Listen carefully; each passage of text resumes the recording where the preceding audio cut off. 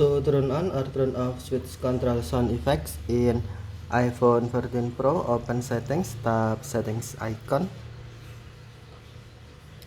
and then scroll down settings screen, find accessibility. Next, tap accessibility,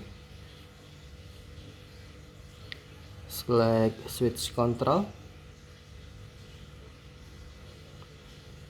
and then scroll down the screen, find audio,